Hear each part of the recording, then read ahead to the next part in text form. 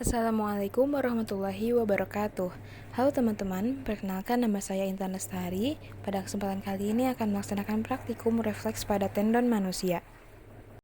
Pendahuluan, gerak pada umumnya terjadi secara sadar, namun ada pula gerak yang terjadi tanpa disadari, yaitu gerak refleks.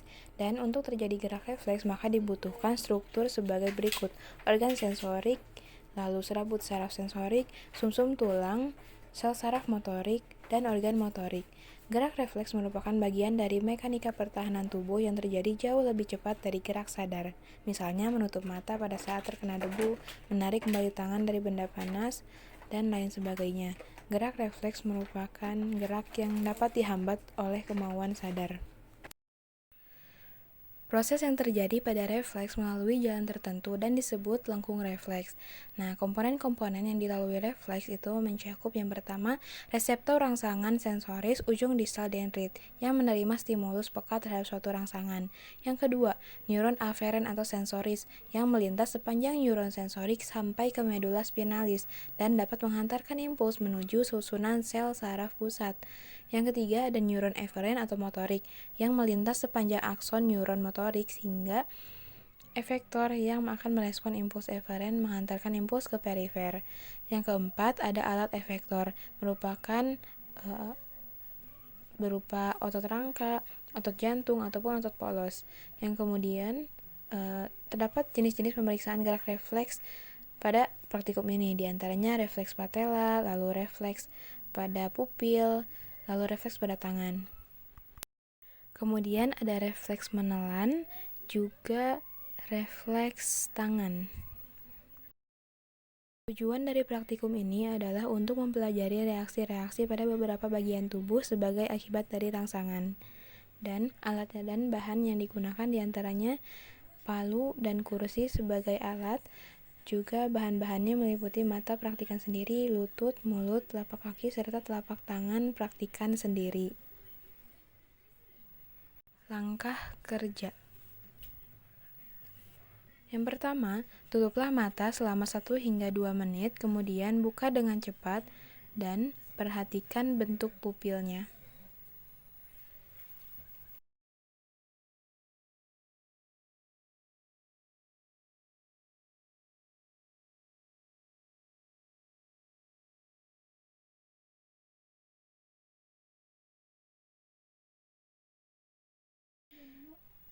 Selanjutnya, yang kedua, refleks pupil dengan tiba-tiba. Perhatikan respon pupil, kornea, dan kelopak mata ketika mata disinari cahaya matahari.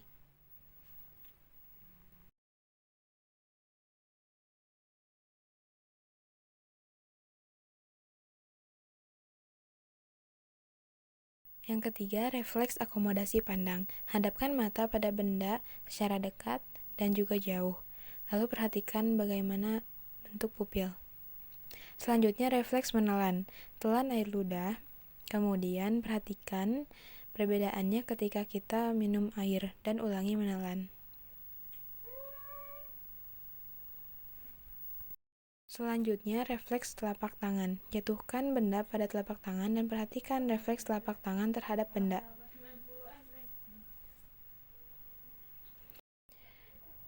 Yang selanjutnya, refleks pada patella. Duduk di kursi dengan kaki menggantung, lalu tekuklah patella atau legumen dan ulangi 1 kali lagi. Selanjutnya, refleks telapak kaki. Gelitiki telapak kaki, lalu perhatikan refleks pada jari kaki.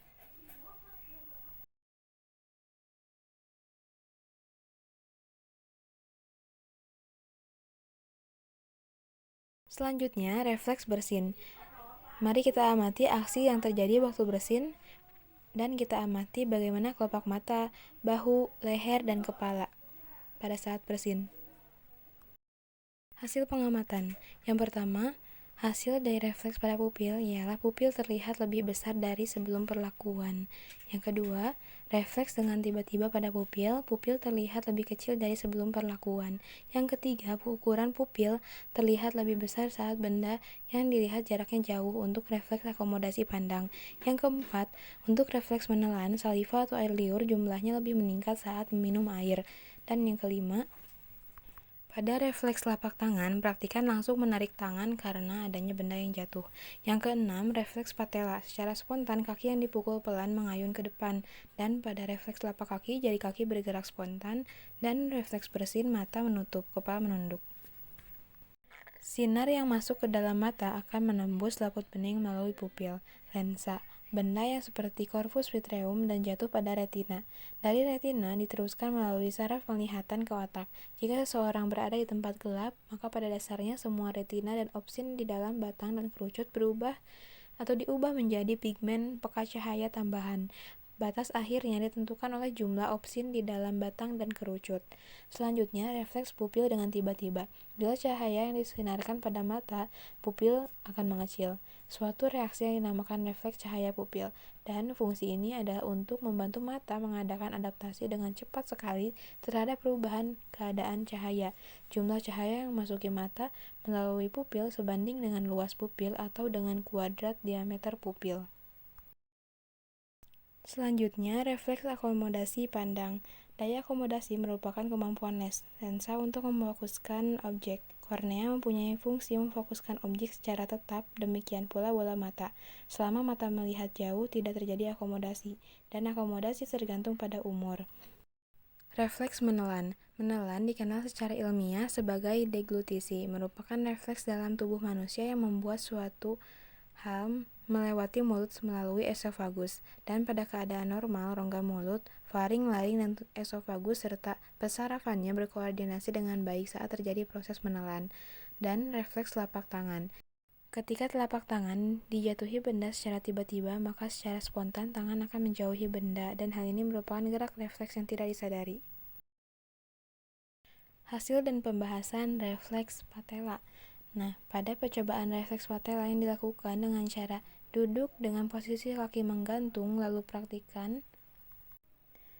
praktikan akan meraba bagian distal lutut untuk mencari tendon patella dan memukul pada bagian tendon tersebut. Dikatakan refleks patella positif bila terdapat gerakan eksistensi atau lutut bergoyang ke depan, yang merupakan refleks stretch. Hal ini disebabkan karena adanya kerja dari musculus femoris yang menyampaikan impuls sensori ke chorda spinalis dan menghasilkan impuls. Menurut Suwolo, adanya respon menggoyangkan kaki ke depan karena pada saat ligamentum patella dipukul, respon berupa kontraksi ini menggerakkan otot ke depan. Selanjutnya, refleks telapak kaki.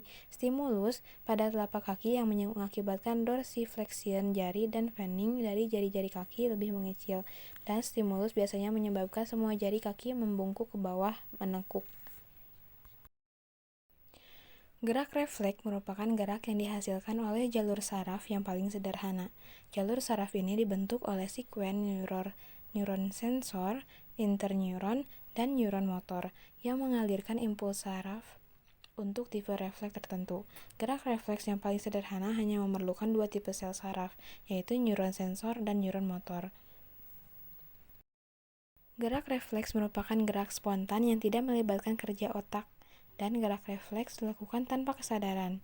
Mekanisme gerak refleks itu berlangsung secara spontan di bawah kontrol medula spinalis, yakni rangsang reseptor neuron sensorik, kemudian interneuron, medula spinalis, interneuron, dan neuron motorik efektor. Cukup sekian yang dapat saya sampaikan. Mohon maaf bila terdapat kesalahan maupun kekurangan. Billahi taufiq wal hidayah. Wassalamualaikum warahmatullahi wabarakatuh. Semoga videonya bermanfaat.